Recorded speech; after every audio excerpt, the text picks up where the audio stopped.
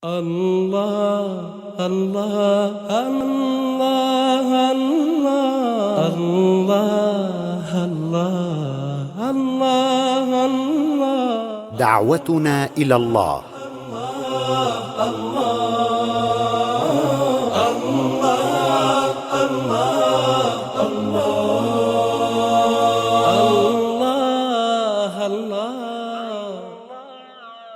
بسم الله الرحمن الرحيم.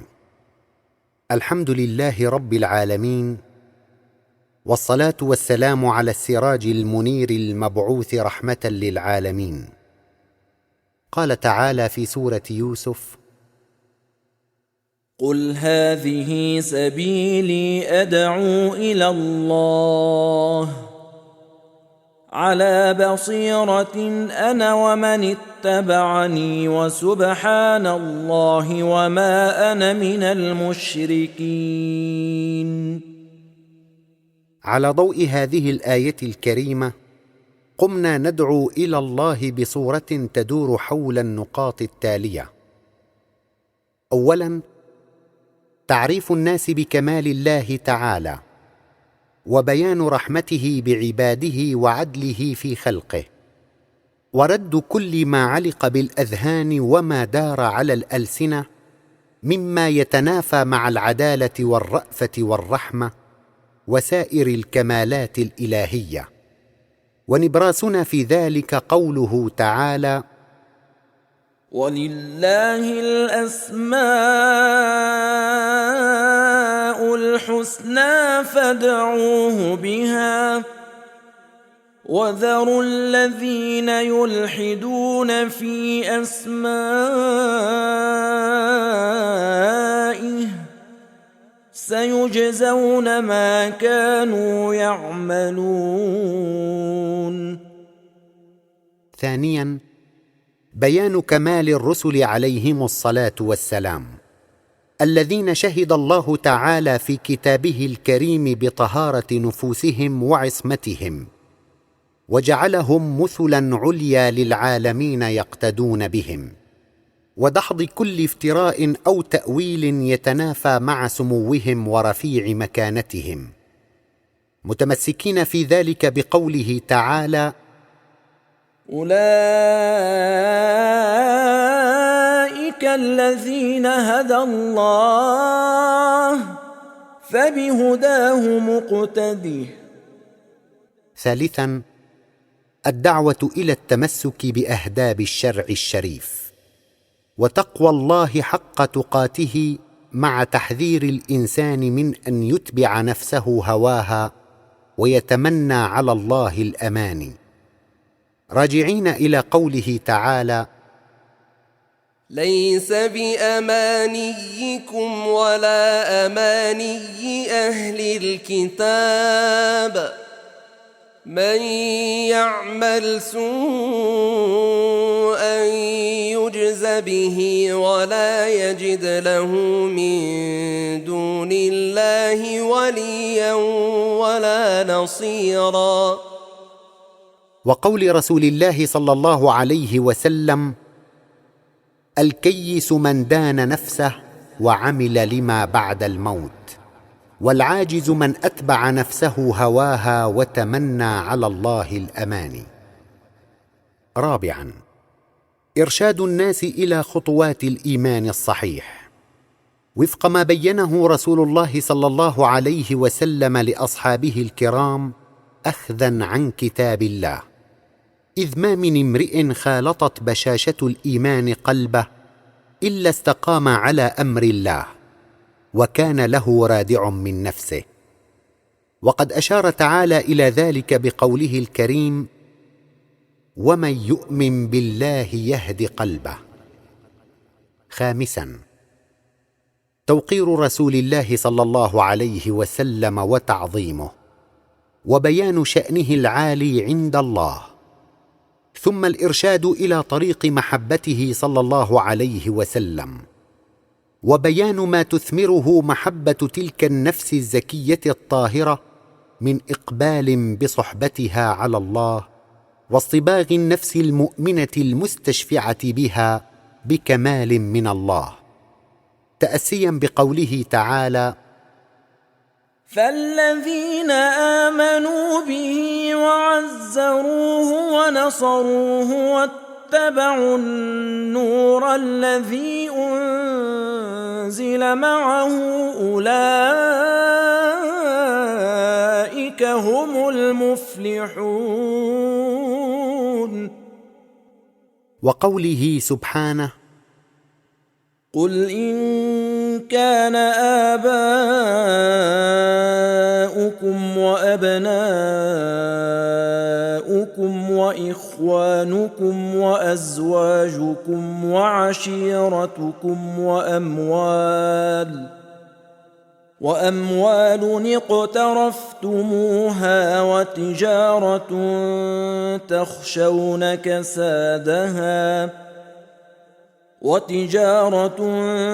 تخشون كسادها ومساكن ترضونها أحب إليكم من الله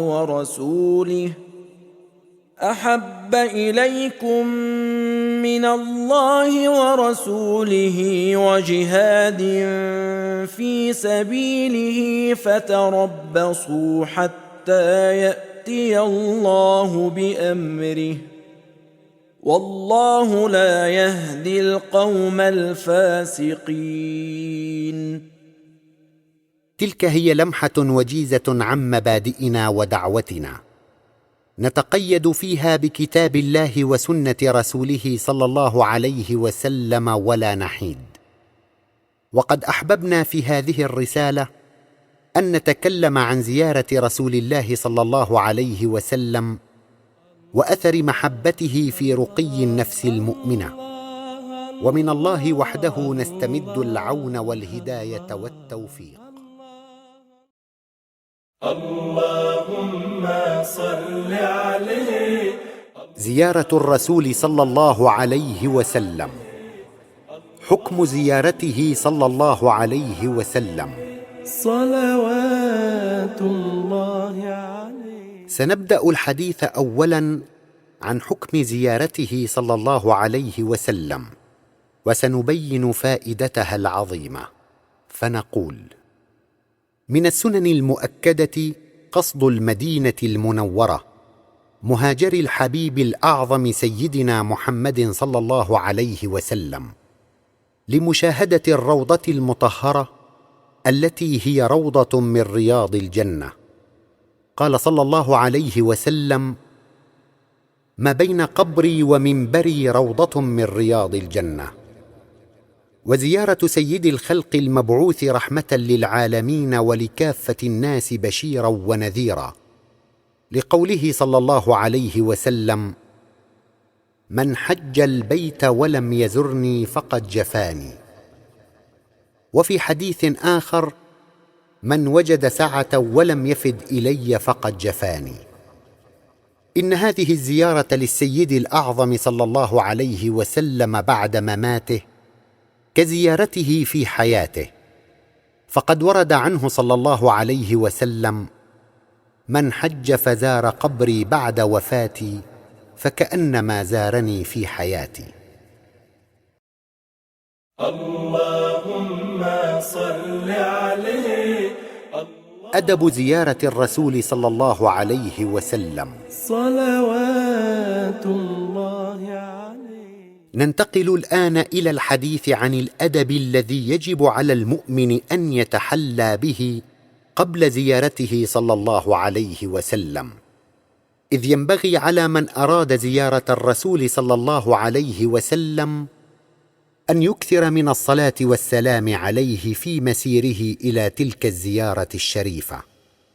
فإذا لاح له حرم المدينة المنورة وبدت له أشجارها أكثر من الصلاة والسلام على رسول الله.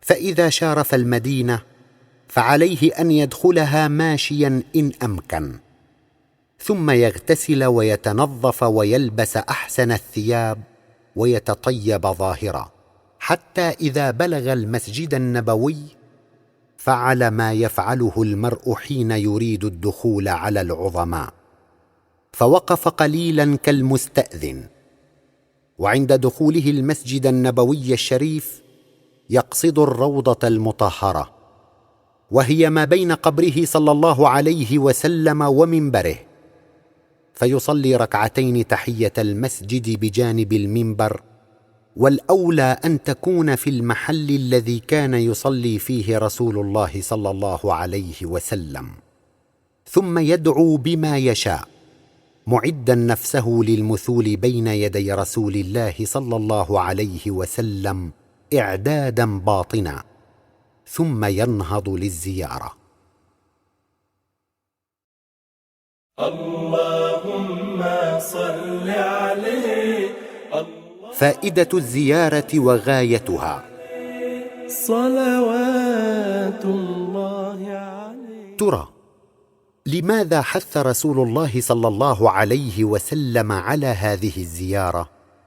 وما هو المقصود منها؟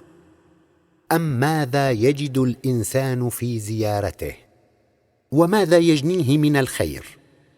وفي الجواب عن هذا نقول: للإنسان نفس وروح وجسد، فالروح هي ذلك النور الإلهي الساري في الجسد، والذي بسببه تقوم الحياة فيه فينمو ويتحرك ويباشر الأعمال. وأما النفس فهي ذات الإنسان المعنوية الشاعرة، مستقرها في الصدر وأشعتها سارية في سائر أنحاء الجسم، وهي العنصر الأساسي في هذا الإنسان، فهي التي تغضب وترضى، وهي التي تخاف وتخشى، وهي التي تسر وتفرح، وتتنعم وتتألم، وتحب وتكره، وهي التي توصف بالكفر والإيمان، وهي التي تجزى وتحاسب على الأعمال، وهي التي ترقى وتترقى متنقلة في محبة الله تعالى من حال إلى حال أعلى. وكلما زادت النفس تقديرا لخالقها زادت إقبالا عليه سبحانه، وبالتالي اكتسبت منه سموا ورفعة وكمالا، وهي عنصر نوراني لا يصيبه البلاء ولا تمتد إليه يد الفناء.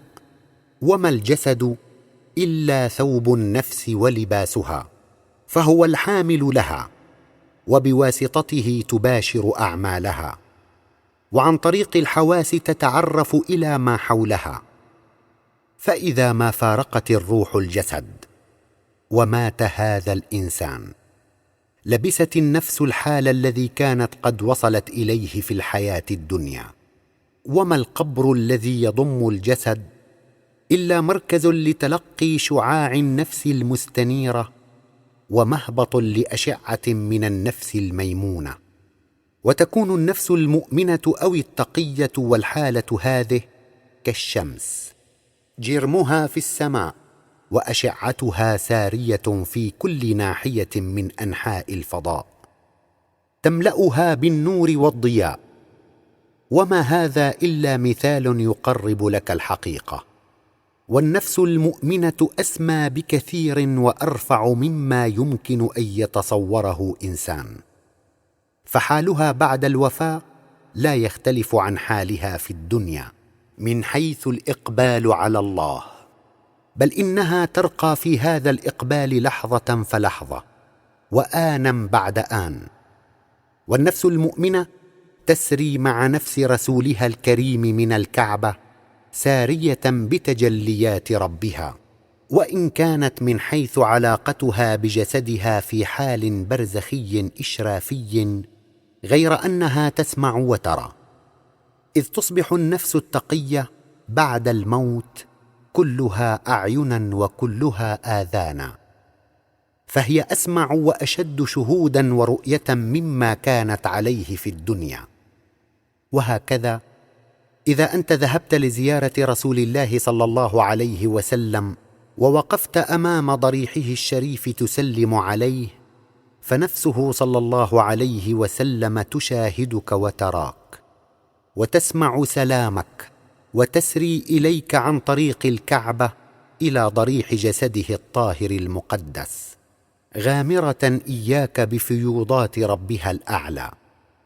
ان كنت مؤمنا حقا وممن وصل الى حال نفسي رفيع، استطعت ان تعاين ذلك وتسمع منه صلى الله عليه وسلم رد السلام عليك. ولذا اذا دنوت من مقامه صلى الله عليه وسلم، فقف بعيدا عنه بقدر 4 أذرع، مقابلا رأسه الشريف ووجهه الأكرم، متأدبا غاية الأدب، خاشعا، وقل بصوت خافت: السلام عليك يا سيدي يا رسول الله. الله الله الله السلام عليك يا سيدي يا حبيب الله. يا الله الله الله يا الله. السلام عليك يا سيدي يا أشرف رسل الله. السلام عليك يا سيد المرسلين. السلام عليك يا خاتم النبيين. السلام عليك وعلى أهل بيتك الطيبين الطاهرين، صلى الله عليك وعلى آلك وأصحابك وأزواجك وذريتك وسلم تسليما. جزاك الله عنا وعن أمتك خيرا، فلقد بلغت الرسالة وأديت الأمانة وأوضحت الحجة وكشفت الغمة ونصحت العباد وجاهدت في سبيل الله حق الجهاد. وقد يغلب عليك أثناء الزيارة الحال النفسي من حيث صلة نفسك بنفس رسول الله صلى الله عليه وسلم، ويتعطل اللسان عن الكلام، ويختلط شعاع هذه النفس الزائرة بنفس رسول الله صلى الله عليه وسلم الزكية الطاهرة، فتقبل بمعيتها على الله، وتعرج بصحبتها في معارج القدس الرفيعة، وتحصل لها الرفقة الحقيقية والشفاعة، وتغدو نفسك مع نفسه صلى الله عليه وسلم، واقفة في حضرة الله، فانية في شهود كمال الله، كأن النفسين نفس واحدة.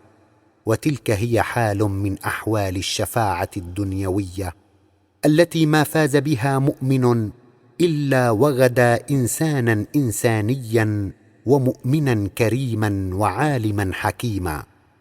وإلى هذه الشفاعة، وإن شئت فقل إلى هذه الرفقة والصحبة المعنوية في إقبال النفسين معا على الله خلال هذه الزيارة الشريفة، أشار صلى الله عليه وسلم بقوله: من زار قبري وجبت له شفاعتي.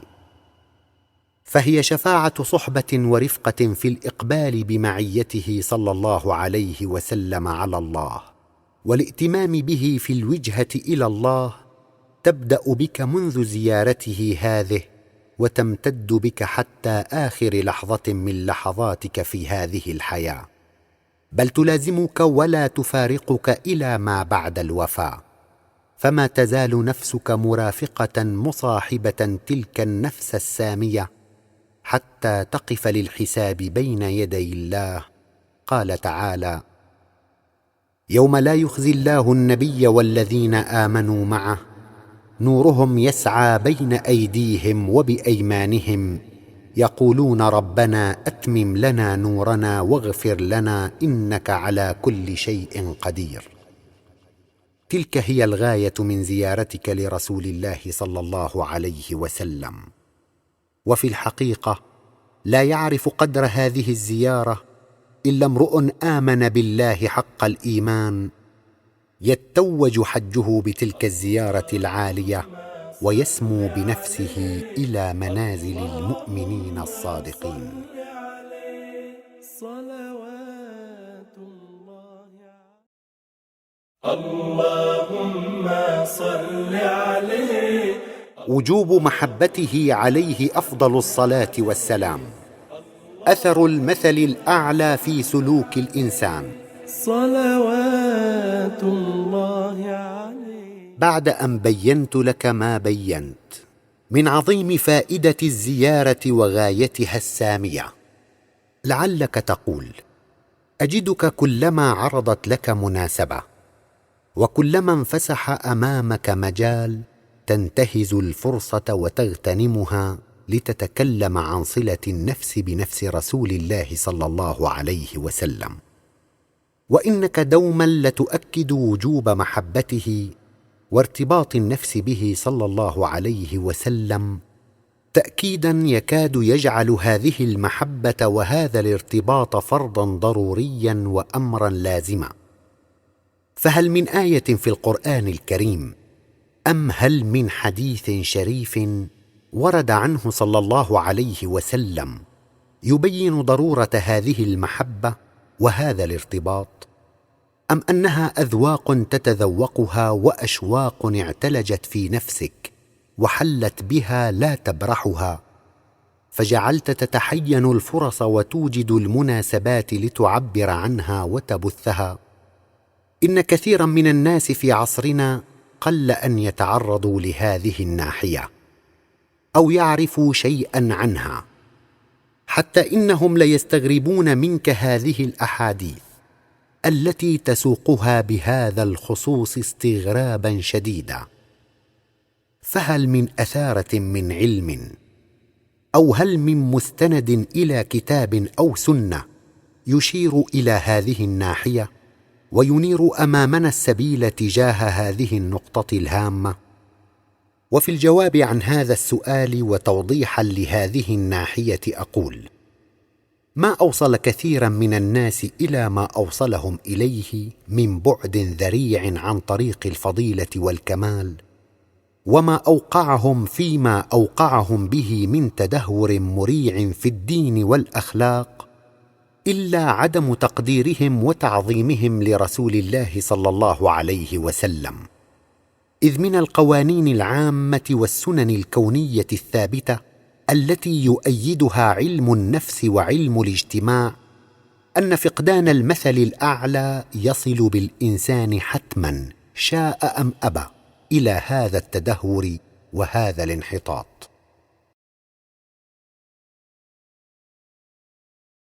اللهم صل عليه شواهد من التاريخ.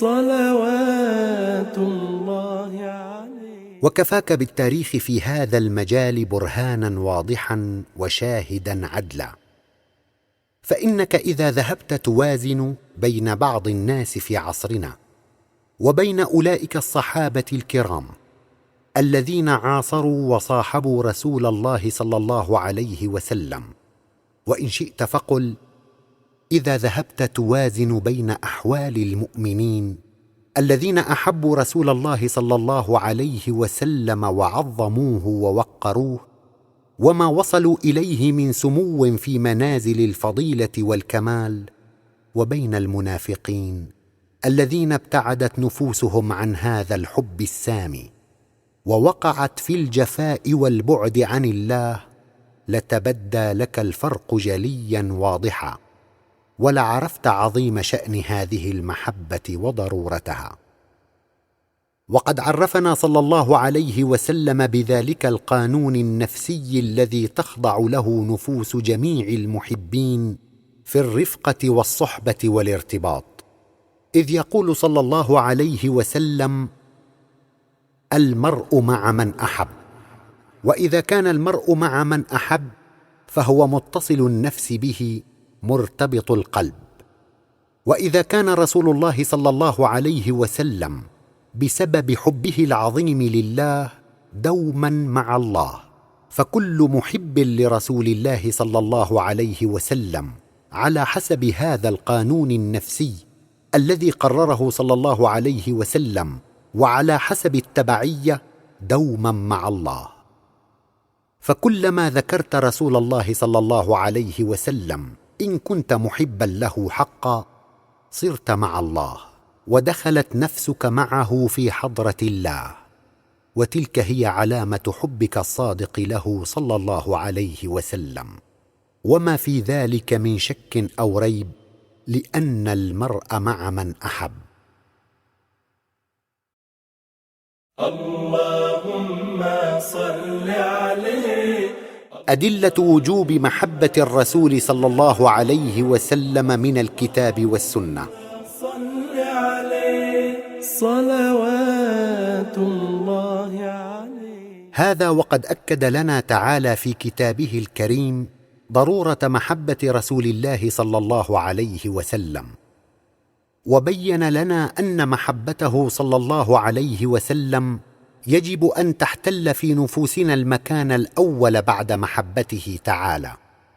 فما الآباء والأبناء، ولا الأزواج والعشيرة والإخوان، وما الأموال والتجارة، ولا المساكن الجميلة بأحب إلى نفس المؤمن من الله ورسوله وجهاد في سبيله.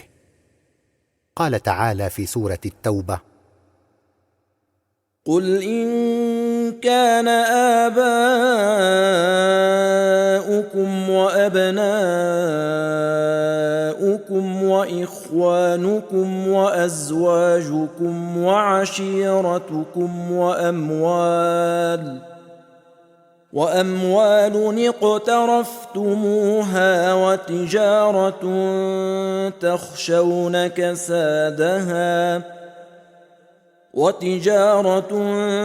تخشون كسادها ومساكن ترضونها أحب إليكم من الله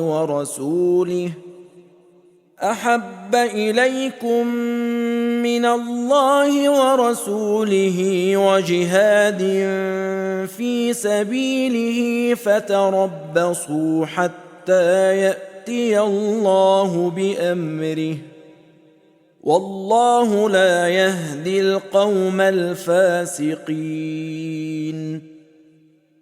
وأشارت السنة النبوية المطهرة معرفة بمعنى هذه الآية الكريمة في حديث ورد عن رسول الله، وهو صلى الله عليه وسلم أعلم الناس بكلام الله وأفقههم بمن طوى عليه كتابه الكريم، إذ يقول عليه الصلاة والسلام: لا يؤمن أحدكم حتى أكون أحب إليه من والده وولده والناس أجمعين. وهذا الحديث ما هو إلا بيان وشرح لواقع تلك الآية الكريمة التي تقرر أن حب رسول الله صلى الله عليه وسلم يجب أن يسمو في نفوسنا فوق كل محبوب، حتى من أنفسنا التي بين جنوبنا. وهل تراني بعد أن قدمت لك ما قدمت؟ هل تراني مغاليا إذا أنا أكدت ضرورة محبة رسول الله صلى الله عليه وسلم، وقررت أن رابطة المحبة بين النفس المؤمنة وبين نفس رسول الله الزكية الطاهرة فرض لازم وضرورة بالغة؟ وإذا كان كثير من الناس في عصرنا قد غفلوا عن هذه الناحية الهامة وبذلك بعدوا عن حضرة الله، فأصبحوا لا يجدون للصلاة طعما ولا للإيمان حلاوة ولا للعبادة معنى، أفلا يجب علينا أن نعرفهم بهذا ونرشدهم إليه؟ هل من الأمانة أن نسكت عن هذا العلم الشريف السامي؟ ورسول الله صلى الله عليه وسلم يقول: من كتم علما عن أهله ألجم يوم القيامة لجاما من نار. فيجب علينا أن نبين للناس أن طعم الإيمان وأن حلاوة الإيمان لا يمكن أن يجدها الإنسان إلا إذا كان محبا لرسول الله صلى الله عليه وسلم.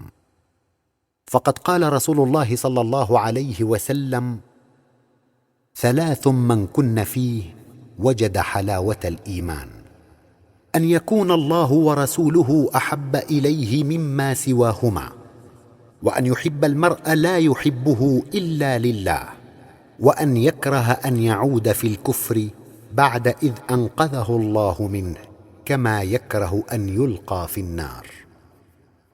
والحقيقة لقد أمرنا تعالى وأمر المؤمنين جميعا بأن يصلوا على رسوله الكريم، فقال تعالى: إن الله الله وملائكته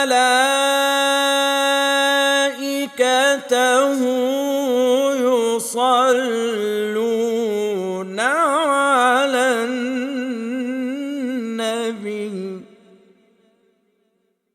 يا أيها الذين آمنوا صلوا عليه وسلموا تسليما. إن هذه الصلاة على النبي ما هي إلا صلة نفوسنا بتلك النفس الزكية الطاهرة.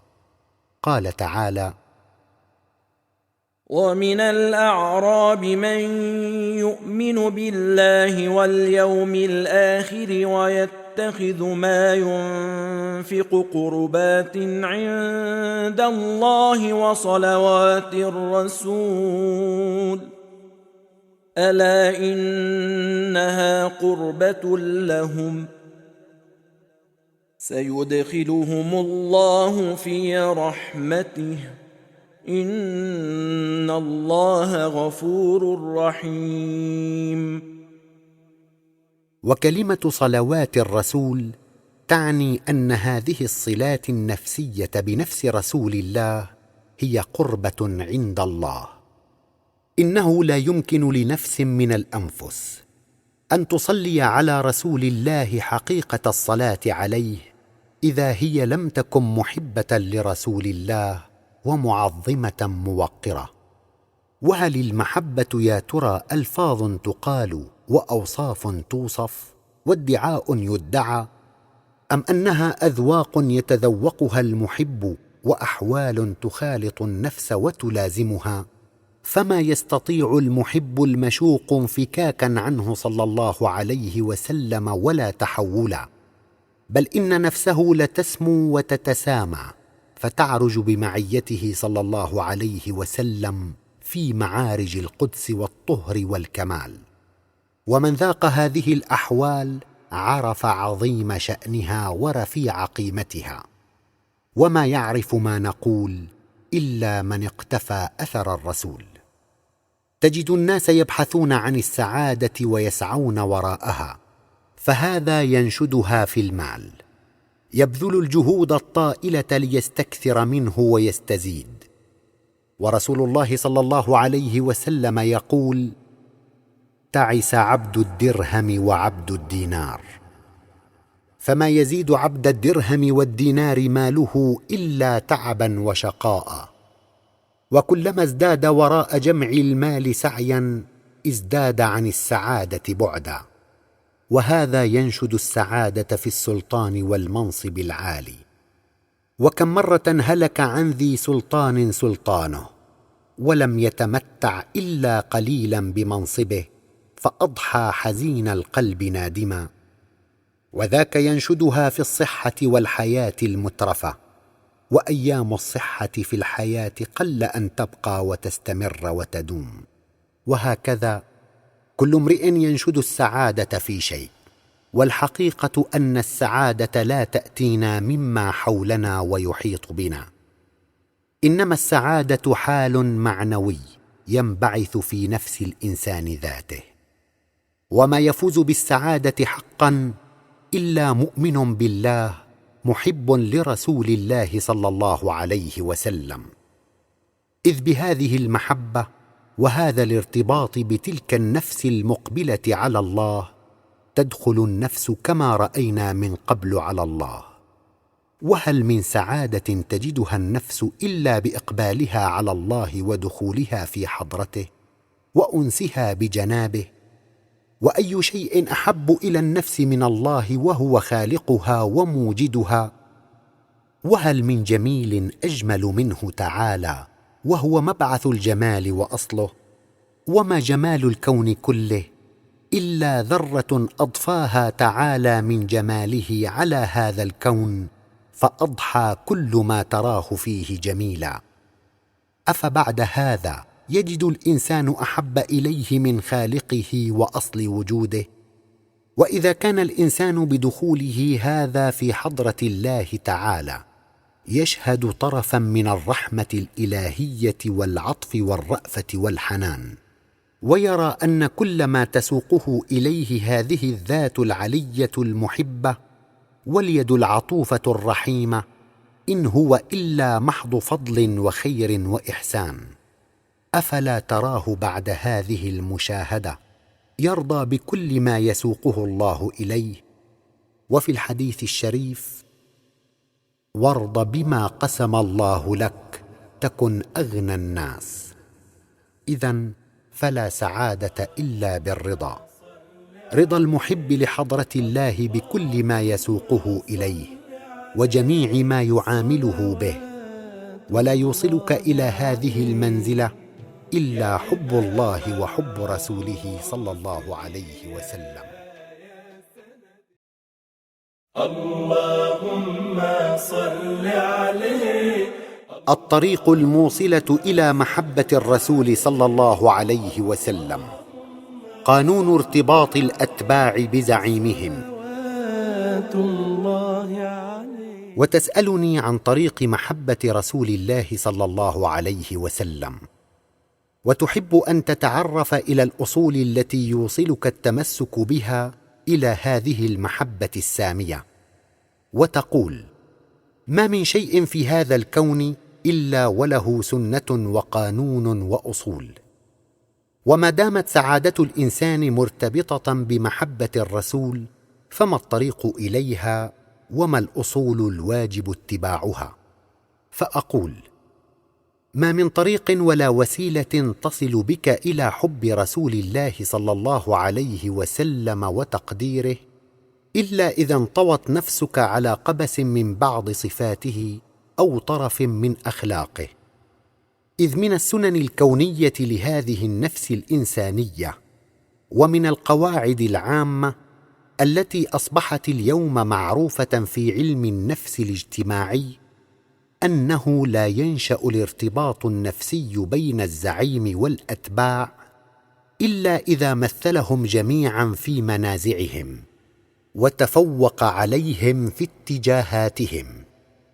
فاذا لم يكن كل واحد من الاتباع متخلقا نوعا ما بخلق من اخلاق قائده، واذا لم تنطوي نفس التابع على قليل او كثير من احدى صفات زعيمه، فلا يمكن ان يتولد هذا التقدير ولا ان يحصل هذا الارتباط بالمحبه بين النفسين.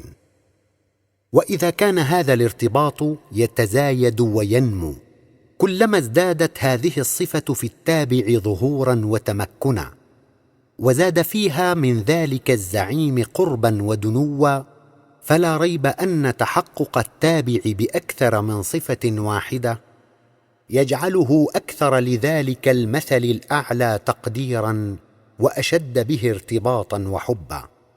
هذه قواعد وقوانين لا تختلف ولا تتبدل، وكل شيء في هذا الكون انما يعمل ضمن سنه وقانون، ولن تجد لسنه الله تبديلا. وبناء على ما قدمناه نقول: ما احب الصحابه الكرام رسول الله صلى الله عليه وسلم الا بما فيهم من صفات الكمال التي اجتمعت جميعها فيه صلى الله عليه وسلم. ومن كان في صفه من هذه الصفات اكثر نصيبا من غيره كان اكثر لرسول الله تقديرا وتعظيما، وبالتالي كان اكثر حبا له صلى الله عليه وسلم واشد به ارتباطا. وكذلك من فاق غيره بالتحلي باكثر من صفه واحده كان له سبقه ودرجته، ولكل منهم في ذلك الحب السامي والارتباط منزله، ولكل منهم درجه. لقد جمع رسول الله صلى الله عليه وسلم الكمالات جميعها، وانطوت هذه النفس الكريمه العاليه على المحامد كلها، وكان اسمه محمدا، فالحياء والمروءه والرأفة والرحمة والعطف والحنان والشفقة والعلم والحلم والحكمة والجرأة والإقدام والشجاعة، والجود والبذل والسخاوة، والعدل والإباء والعفة، وحسن تدبر الأمور وجميل التصرف بها والسياسة. وهكذا عدد ما شئت من صفات القائد الشجاع، والبطل المغوار، والسياسي المحنك، والقائد المجرب، والعالم الفقيه، والسيد الحكيم، والإنسان الرؤوف الرحيم، والحاكم النافذ الرأي البصير، إلى غير ذلك من الصفات العالية التي لو تحلى امرؤ بنصيب من إحداها لنال من العظمة والشأن العالي بقدر ما فيه منها. هذه الصفات كلها تجمعت، وتجمع إلى جانبها كل ما يمكن أن يتصف به إنسان من صفات الكمال. كل ذلك تجمع في رسول الله صلى الله عليه وسلم، وكان في ذلك أسبق مخلوق وأعظم إنسان، وبذا استحق ثناء الله تعالى عليه، إذ يقول سبحانه وتعالى في كتابه الكريم: وإنك لعلى خلق عظيم. وهكذا كل امرئ يريد أن يحب رسول الله صلى الله عليه وسلم حبا صادقا، وكل من يريد أن يتولد في نفسه التقدير والتعظيم لذلك السيد العظيم، ما عليه إلا أن يتحلى بصفة من صفات الكمال التي يتحقق بها التوافق في الصفة بينه وبين رسول الله صلى الله عليه وسلم، وهناك يحبه بنسبة ما ناله من صفة عالية. وما سوى ذلك لمن يدعي محبة رسول الله صلى الله عليه وسلم ولم يشتق بعد أي صفة من صفات الكمال، إن هو إلا مجرد أقوال، ولا يعرف الفضل إلا ذووه، ولا يحب أهل الكمال إلا أهل الكمال. اللهم صل عليه. الإيمان الحقيقي هو السبيل الموصلة إلى محبة رسول الله صلى الله عليه وسلم. صلوات الله عليه. أما وقد عرفنا هذه النقطة الهامة وهذا المبدأ الأساسي، فلا بد لنا من أن نجيب على السؤال الآتي، وهو قول من قال: ما دام الحب الحقيقي لرسول الله صلى الله عليه وسلم لا يتولد في أنفسنا إلا إذا اتصفت بصفة من صفات الكمال، فما هي الطريق التي نسلكها حتى نحصل على إحدى هذه الصفات الكاملة أو عدد منها؟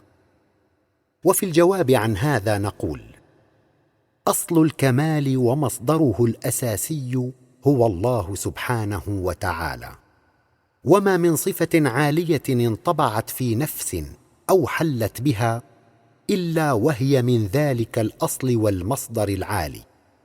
فإذا أنت أقبلت على الله تعالى بكليتك واتجهت إليه بقلبك، وتوثقت هذه الصلة المعنوية بين النفس وبين خالقها، فهنالك ينطبع في نفسك شيء من الكمال وتصطبغ به. قال تعالى في سورة البقرة: صبغة الله ومن أحسن من الله صبغة ونحن له عابدون. وتتساءل: كيف تحصل هذه الوجهة إلى الله تعالى؟ وكيف تتم؟ وهل باستطاعة الإنسان متى شاء أن يتجه ويقبل؟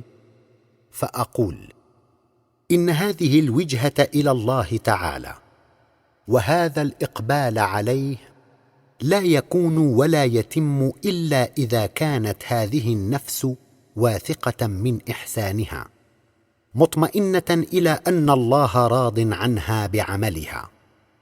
هذه حقيقة ثابتة وقانون من قوانين النفس لا يتغير ولا يتبدل.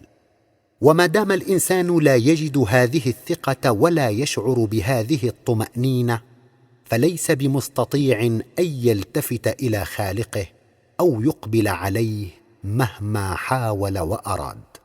ارايت الى الانسان ذاته يقف للصلاه احيانا بين يدي ربه، فلا يجد لصلاته حلاوه ولا يشعر فيها بصله ولا يرى فيها اقبالا، ويقف احيانا اخرى فما ان يكبر تكبيره الاحرام حتى تسري نفسه عارجه في معارج القدس باسرع من لمح البصر، حتى انه قد يشعر بهذه الصله قبل الصلاه وبعدها، وتصل به هذه الصله في حال الصلاه الى اعلى درجاتها. ويتساءل هذا الانسان باحثا عن السبب، فاذا هو في حاله الاول حال انقطاعه عن تلك الصله قد بدرت منه بادره سوء، او صدرت منه هفوه لم يكن راضيا عن نفسه فيها، وعلى الرغم من كون ذلك قد صدر منه عن غير قصد وسوء نيه، لكن خجله من عمله هو الذي حال بينه وبين الوجهه الى ربه، فشل قوه هذه النفس وحجبها عن خالقها.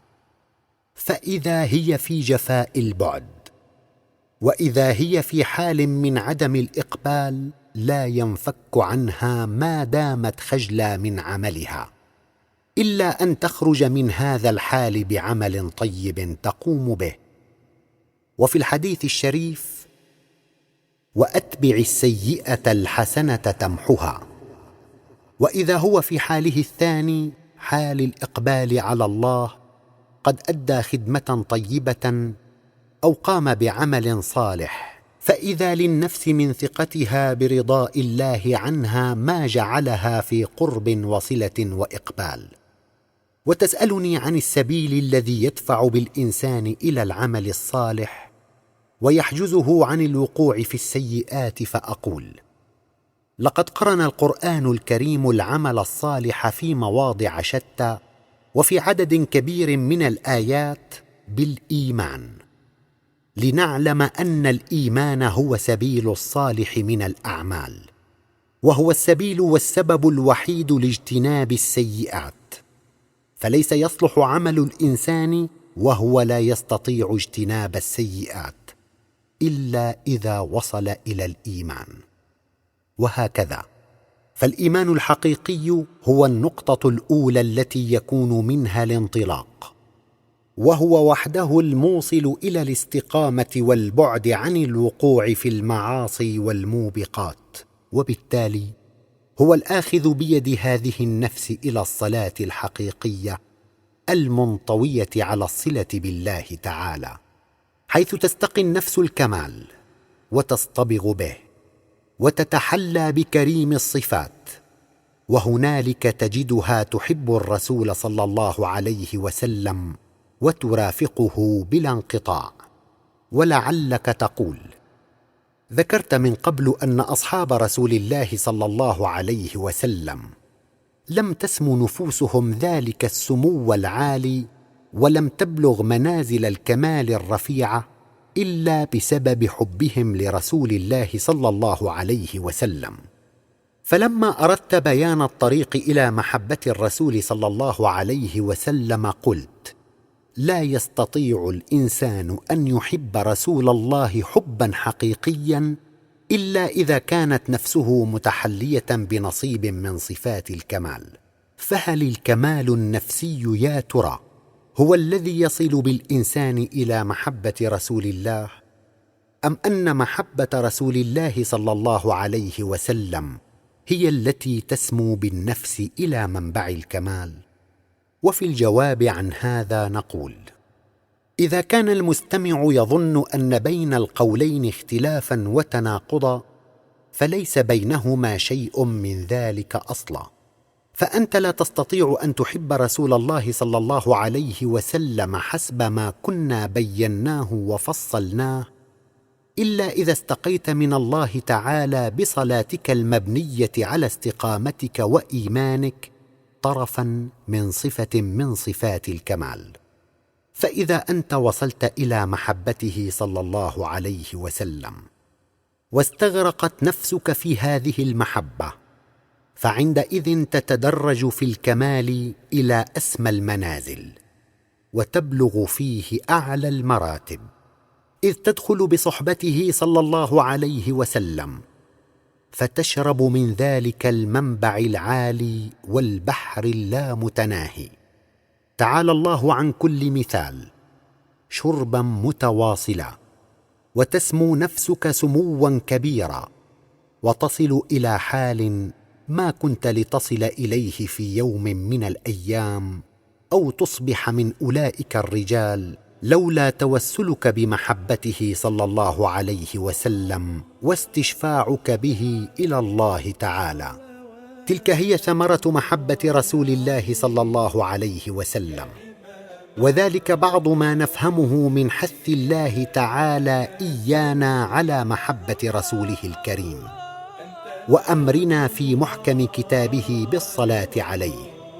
وما هذه الصلاه على رسول الله صلى الله عليه وسلم الا صله النفوس المؤمنه به لتدخل بمعيته على الله، فتستقي منه تعالى كمالا وترتقي في هذا الكمال من حال الى حال اعلى، رقيا لا يتناهى.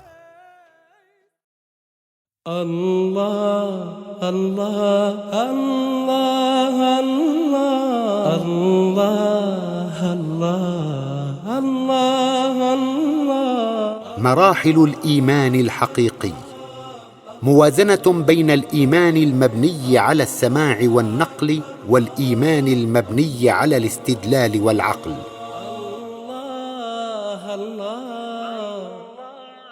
اما وقد اجبتك على سؤالك، فساذكر الان عرضا موجزا يبين الفرق بين الايمان المبني على السماع والنقل والايمان المبني على الاستدلال والعقل، وسافصل مذكرا بالمراحل التي يجب ان يسلكها الانسان في طريقه الى الايمان الصحيح الذي يجعله اهلا لان يدخل في عداد المؤمنين الذين استحقوا ان يخاطبهم الله تعالى بقوله الكريم: إن الله وملائكته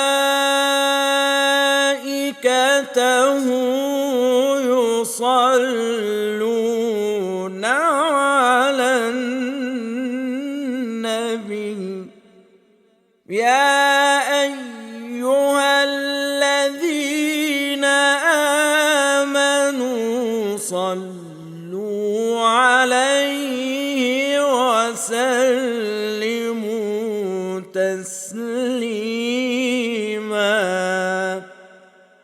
فأقول: ليس المراد بالإيمان الذي عنته الآية الكريمة السابقة وذكره الله تعالى في كتابه الكريم في مواضع عدة ذلك الإيمان الذي يتناقله السامع عن محدثه ويتلقاه الطالب عن كتابه ومعلمه، ويتوارثه الولد عن أمه وأبيه، فهذا النوع من الإيمان لا نستطيع أن نسميه إيمانا، بل هو مجرد اعتقاد وتصديق.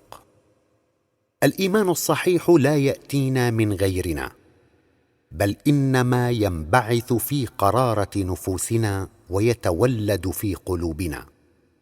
الإيمان الصحيح علم نفسي وشهود يقيني تشهده النفس ذاتها وتعقله في سرها، فإذا هو حقيقة مستقرة فيها تخالطها وتمازجها ولا تنفك عنها.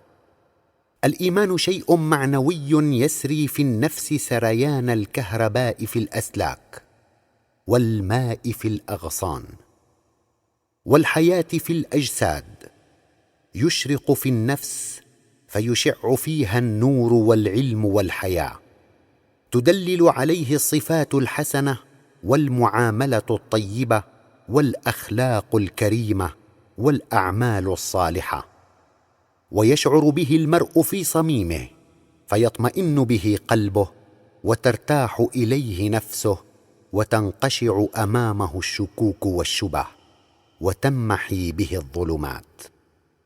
اما الذين في قلوبهم ريب وفي اعمالهم اساءه وفي نواياهم سوء وخبث وفي معاملتهم تلاعب وانحراف فما هم من الايمان في شيء ولو زعموا انهم مؤمنون. قال تعالى في سوره البقره: ومن الناس من يقول آمنا بالله وباليوم الآخر وما هم بمؤمنين يخادعون الله والذين آمنوا وما يخدعون إلا أنفسهم وما يشعرون. في قلوبهم مرض فزادهم الله مرضا ولهم عذاب أليم بما كانوا يكذبون. فاسأل أيها الإنسان نفسك: هل توصلت إلى هذا الإيمان الصحيح الذي نتكلم عنه؟ وهل هي تابعت خطواته ومراحله واحدة إثر أخرى؟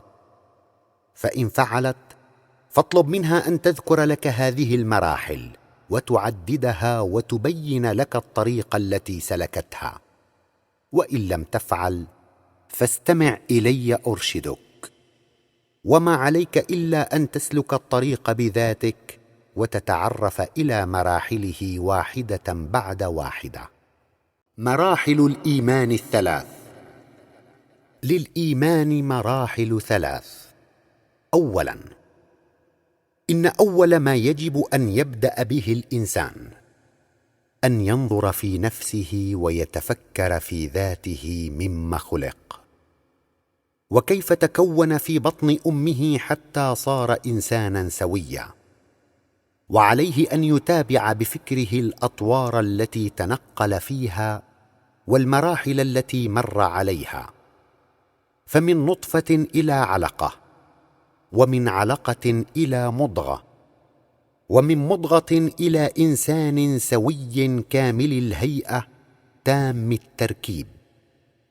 يحار الفكر في كمال صنعه، ويقف حائرا أمام عظمة كل جهاز من أجهزته وحاسة من حواسه، ولا يسعه إلا أن يخر ساجدا لعظمة تلك اليد التي عملت في تكوينه وإحكام صنعه. فإذا نظر في نفسه هذه النظرات لما كان جنينا، وأتبعها بنظرات أخرى تدور حول أيام طفولته الأولى مولودا صغيرا، يوم كان يأتيه الغذاء من ثدي أمه لبنا سائغا كامل التركيب كافي المقدار منظم المعايير متوافقا في نسبته الغذائية مع تدرجه في النمو يوما بعد يوم على حسب ما يتطلبه جسمه ويحتاج إليه. أقول: إذا نظر الإنسان إلى نفسه هذه النظرات وفكر هذا التفكير وتابع ذلك وتوسع فيه، فلا شك أن تفكيره هذا يرشده ويهديه إلى أن هنالك يداً عظيمة صنعته وخلقته وعنيت بتربيته منذ أن تشكل وخرج إلى هذا الوجود، وهي ما تزال مستمرة العناية به قائمة بالتربية عليه. إن هذه النظرات في البداية وفي أصل التكوين لها أثرها، لا بل عليها يتوقف الإيمان بالمربي. ومن لم ينظر هذه النظرات في أصله، ومن لم يتعرف إلى بدايته، فما هو من الإيمان اليقيني بربه في شيء. قال تعالى معرفا إيانا بطريق الاستدلال على معرفة المربي بما أشارت إليه الآيات الكريمة في سورة عبسة: قتل الإنسان ما أكفره من أي شيء خلقه من نطفة خلقه فقدره ثم السبيل يسره ثم أماته فأقبره. وقال أيضا سبحانه وتعالى في سورة الطارق: فلينظر الإنسان مما خلق خلق من ماء دافق يخرج من بين الصلب والترائب. وقال أيضا وهو أصدق القائلين في سورة المؤمنون: ولقد خلقنا الإنسان من سلالة من طين ثم جعلناه نطفة في قرار مكين ثم خلقنا النطفة علقة فخلقنا العلقة مضغة فخلقنا المضغة عظاما فكسونا العظام لحما ثم أنشأناه خلقا آخر فتبارك الله أحسن الخالقين. ثانيا: أما وقد عرف الإنسان خالقه ومربيه ونظر في بدايته وتبدت له عظمة ربه، فلا شك أن ذلك يقوده إلى التوسع في التفكير وينتقل به إلى النظر في نهايته كما نظر في بدايته، فيتساءل في نفسه: ما بال فلان قد قضى نحبه ومات، وما بال فلان لم يطل به أمد الحياة، وأين فلان وفلان؟ وما بقي لهؤلاء الذين فارقوا هذه الحياة من العز والسلطان؟ وأين هم من متع الحياة وشهواتها وجميع ما فيها من ملذات؟ وإذا كان الموت نهاية كل إنسان ومصيره المحتوم، وإذا كانت مساعي الإنسان جميعها تصل به إلى هذه النهاية مهما امتد به العمر وطال، فما في الحياة من أمل؟ والخاسر الذي يسترسل فيها دون أن يتعرف إلى ما وراءها. وهنا وبمثل هذا التفكير في النهاية والمصير إلى القبر وما فيه من رهبة ووحشة، تخاف النفس وتلتجئ إلى الفكر وتصدق في طلب معرفة الحقيقة. فلم جاء الإنسان إلى هذا الوجود؟ وما هذه اليد التي خلقته وأرسلته إلى هذه الدنيا ثم كتبت عليه الموت ومفارقة الحياة؟ وينشد الإنسان هذا النوع الجديد من المعرفة ناظرا في أصله لما كان نطفة، فيقول: هذه النطفة التي أنا منها خلقت وتكونت إن هي إلا خلاصة ألوان شتى من أطعمة وفواكه وأثمار، تجمعت هذه الخلاصات ومنها خلقت. فمن أين جاءت هذه الأطعمة؟ ومن الذي خلق هذه الفواكه والخضار والأثمار؟ وما هذه البذور المختلفة؟ ومن أين جاءت؟ ومن الذي ألقى بها على سطح الأرض؟ ما هذه التربة التي اشتملت عليها الأرض؟ وكيف تكونت؟ ما هذه الأنهار؟ ما هذه الأمطار؟ ما هذه الشمس؟ ما هذا القمر؟ ما هذا الليل والنهار؟ ما هذا السير الدائم؟ ما هذه الحركة المستمرة في هذا الكون؟ وما هذه الدورات المنظمات؟ بل ما هذه اليد التي تدير الكون كله لتتامن حياتي وتتوفر اقواتي وليستمر وجودي؟ اليس هذا الكون كله وحده مترابطه الاجزاء متماسكه الاجرام؟ اليس كله يعمل ضمن قانون ونظام؟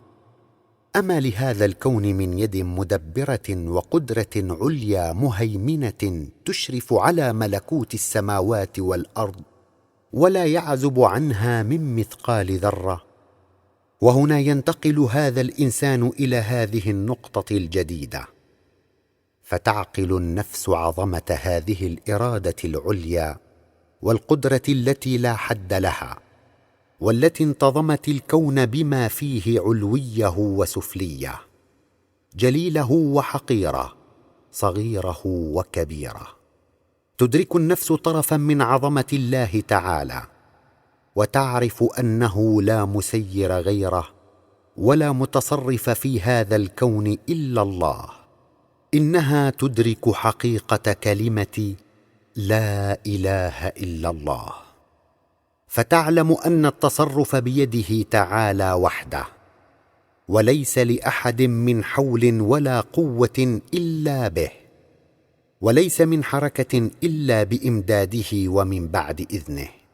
فلا تهب رياح، ولا تتراكم غيوم، ولا تهطل امطار، ولا تشرق شمس، ولا تدور ارض، ولا يتعاقب ليل ونهار، ولا تدب دابه، ولا تنبت نبته، ولا تنعقد ثمره، ولا تسقط ورقه الا بعلمه ومن بعد اذنه. ويتسع افق التفكير لدى هذا الانسان، فيرى ان اليد لا تتحرك حركه، وان الرجل لا تنطلق خطوه، والعين لا تطرف طرفه، والاذن لا تسمع همسه، واللسان لا ينطق ويلفظ كلمه الا باذن الله وبحول منه وقوه.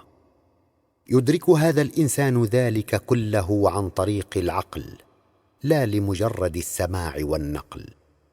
وهنالك تدخل النفس في حصن الاستقامه الحصين، فتجد ان الله تعالى معها ومشرف عليها، بل هو الممد لها في كل لحظه وحين، لا يحول ولا يزول. فحيثما حل هذا الانسان وارتحل، واينما سار وانتقل، وكيفما نظر وان اتجه، يرى الله تعالى معه وانه شاهد عليه. فهو سبحانه ناظر رقيب وسامع قريب، وبه قيام وجود الكون بجميع ما فيه، وهو اقرب الى الانسان من نفسه التي بين جنبيه. قال تعالى في سوره قاف: ولقد خلقنا الانسان ونعلم ما توسوس به نفسه ونحن اقرب اليه من حبل الوريد. هذه هي المرحله التي يفضي اليها الانسان، وهذه هي الحقيقه التي يعثر عليها من بعد تفكيره المتواصل، يعقلها عقلا، ويصبح ايمانه بكلمه لا اله الا الله مبنيا على علم، كما امر سبحانه بذلك، اذ قال تعالى في سوره محمد: فاعلم أنه لا إله إلا الله.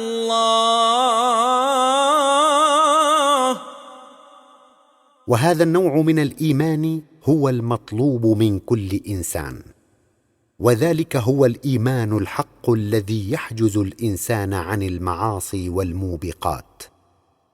وفي الحديث الشريف: كفى بالمرء علما ان يخشى الله. قال تعالى في سوره فاطر: انما يخشى الله من عباده العلماء. والى ذلك اشار صلى الله عليه وسلم بقوله الشريف: من قال لا اله الا الله مخلصا دخل الجنه. قيل: وما اخلاصها؟ قال: ان تحجزه عن محارم الله.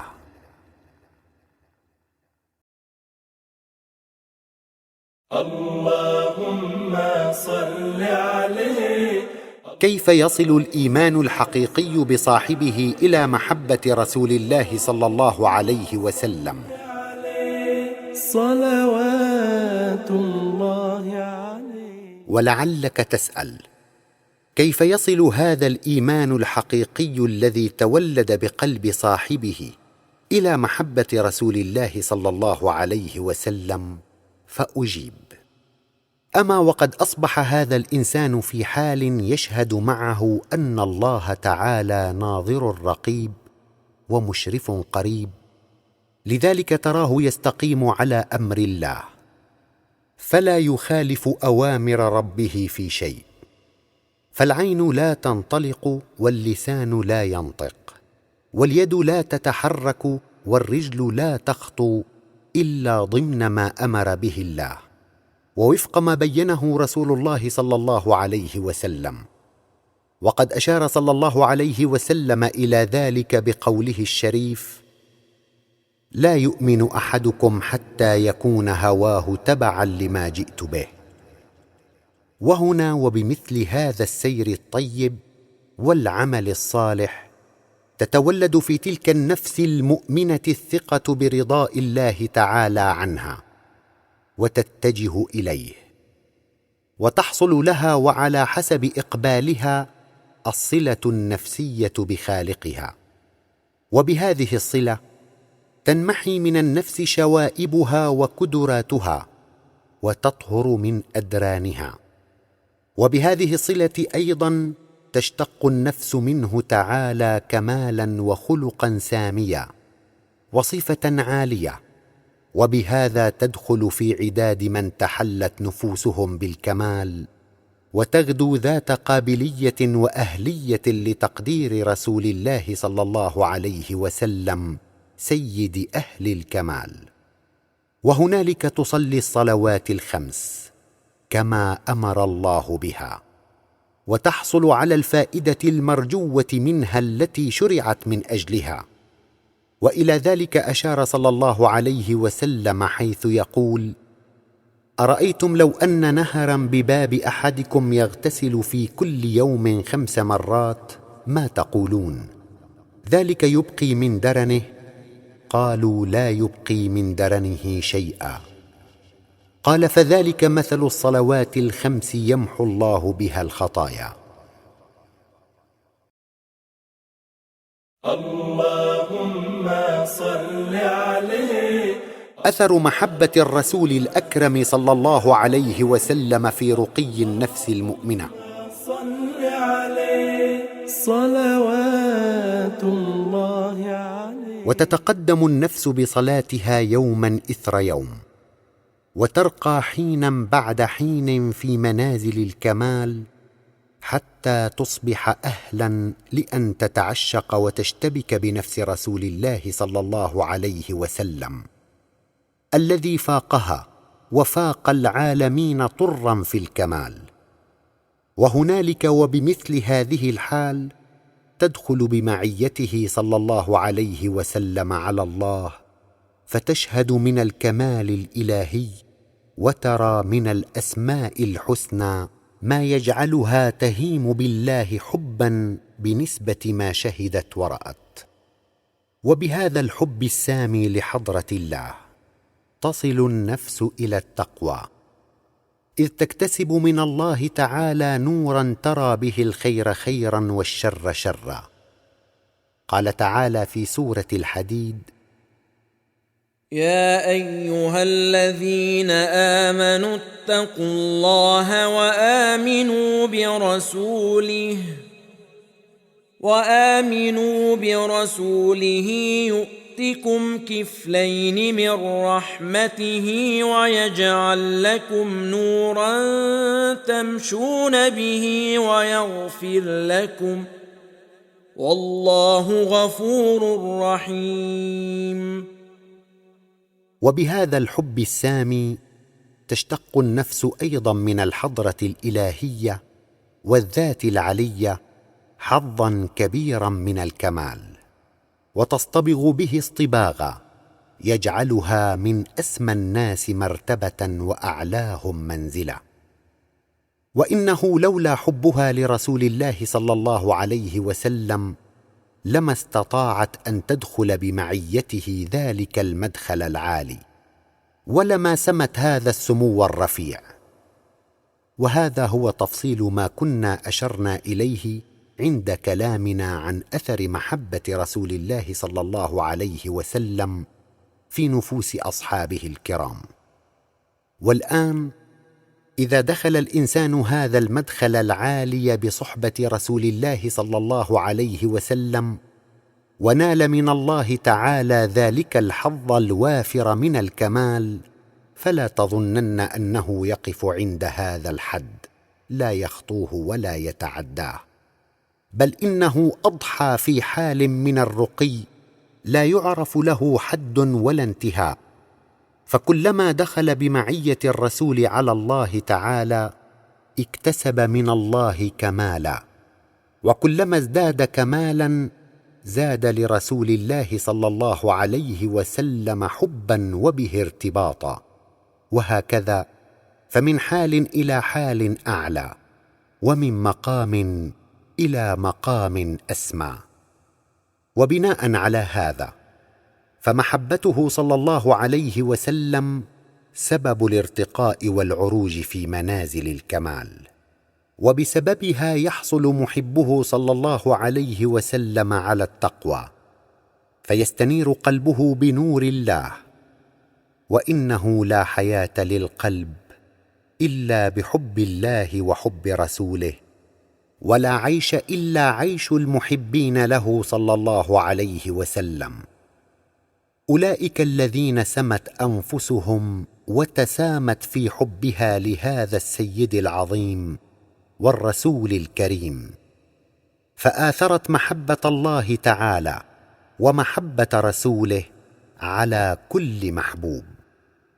فإذا شئت السعادة، سعادة الدنيا والآخرة، وإن شئت الحياة الطيبة، فاصدق جادا وادأب ساعيا في طريق الإيمان الحقيقي، بادئا بالإيمان بربك، منتقلا إلى التفكير في الموت الذي يولد في نفسك الصدق في معرفة الله، مرتقيا بذلك إلى الإيمان بكلمة لا إله إلا الله، ذلك الإيمان الذي يحجزك عن المعاصي ويحملك على الاستقامة على أمر الله.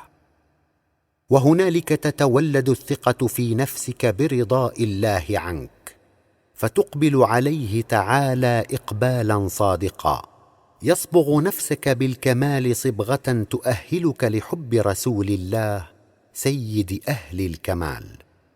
وذلك هو الحب الذي به قرة العيون وريحان النفوس، وبه يكون الدخول في حضرة الله والاستنارة بنور الله، والسير على هدى وبصيرة في هذه الحياة. ومن لم يظفر بذلك الحب السامي، حب الله تعالى وحب رسوله الكريم، فدنياه شقاء ونغص وآلام، وحياته مشحونة بالهموم والغموم والحسرات. أما وقد فصلت لك في هذا المجال بعض التفصيل، أعتقد أنك أصبحت ممن يدرك معي لما حث الله تعالى المؤمنين كافة على محبة رسوله الكريم والصلاة عليه، كما أصبحت ممن يدرك سبب سمو الصحابة ذلك السمو العالي. والآن قد تبين لك أثر محبته صلى الله عليه وسلم في رقي الأنفس المؤمنة، وكيف أن الإيمان يرقى بالرجال إلى أسمى المنازل وأعلى المراتب، سواء ممن كانوا عاصروا رسول الله صلى الله عليه وسلم وصاحبوه، أو ممن جاءوا بعده صلى الله عليه وسلم، ولو بعد عصره بعشرات القرون. فلتجد في الطلب ولتصدق في السعي لتكون في عداد اولئك المؤمنين بالله الصادقين في محبته ومحبه رسوله صلى الله عليه وسلم، اذ ليس يفصل بينه صلى الله عليه وسلم وبين المؤمنين المحبين له زمان ولا مكان. قال تعالى في سوره الجمعه: هو الذي بعث في الاميين رسولا منهم يتلو عليهم اياته ويزكيهم ويعلمهم الكتاب والحكمه وان كانوا من قبل لفي ضلال مبين، واخرين منهم لما يلحقوا بهم وهو العزيز الحكيم. ذلك فضل الله يؤتيه من يشاء والله ذو الفضل العظيم. والحمد لله الذي حببنا بحبيبه صلى الله عليه وسلم الذي بعثه رحمه لنا. فابشر يا من احببته برحمته وانت مع من احببت، اذ يحشر المرء مع من احب. يا سندي أنت باب الله ومعتمدي، فبدنيا يا وآخرتي يا رسول الله خذ بيدي، وما رأت عين وليست مثل طه في الورى بشرا، ما رأت عين وليست ترى مثل طه في الورى بشرا، ما رأت عين وليس ترى مثل طه في الورى بشرا، خير من فوق الثراء سرى، طهير الأفعال والشام، يا إمام الرسل يا سندي، أنت باب الله ومعتمدي، فبدنياي وآخرتي يا رسول الله خذ بيدي، وعلينا زادتي المنة، الله الله دخلت روضة الجنة، وعلينا زادتي المنة، دخلنا روضة الجنة، وعلينا زادتي الملة، دخلنا روضة الجنة، وصلينا بها السنة، الله الله وعم الكل بالنعم، يا إمام الرسل يا